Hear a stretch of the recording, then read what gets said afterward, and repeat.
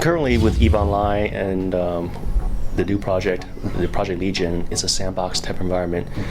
And with EVE Valkyrie, I believe that it's currently going to be map-based, but do you think to see it sometime in the future, it'll be a sandbox environment too? Yes, we already consider Valkyrie to be a sandbox game in and of itself. What we want to do for the game mode, which obviously we can't talk about today, is we want a very simple objective, and that's cool. Simple doesn't mean dumbed down. What we want to do is, a traditional CCP game, is you put as much variety and control and possibilities into the hands of the players and let them figure out how they're going to achieve that objective. Yes, we can't be completely fully freeform right now. Where Valkyrie goes in 2, 3 or 4 years' time, we don't know, and we're excited to see where that goes. But in the short term, what we want to do, EVE is that zoomed out of the universe.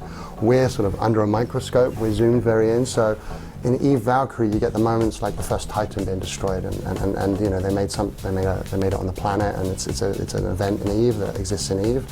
We can't be that big a level, but what we can do is have those moments where you're like, when we hooked up and you were in a heavy and I was in a support and we totally did the map this way and we won victory at the end.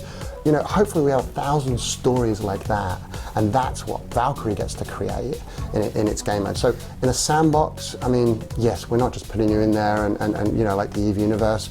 We have a limit to what we can do in the time we have and where we're going with this. And I don't think it's necessarily bad to have a known objective in a multiplayer game, certainly.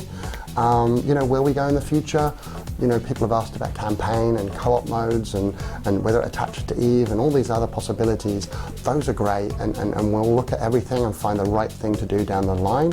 But what we're really trying to focus on right now is making sure that core experience is right. Because if you get that depth, all the stuff we've talked about, the loadouts, the roles, the turfs, the modes, the possibilities, it's not rock, paper, scissors anymore. It's like a D20. For anyone who doesn't know, that's a dice with 20 sides. But imagine lines to everything.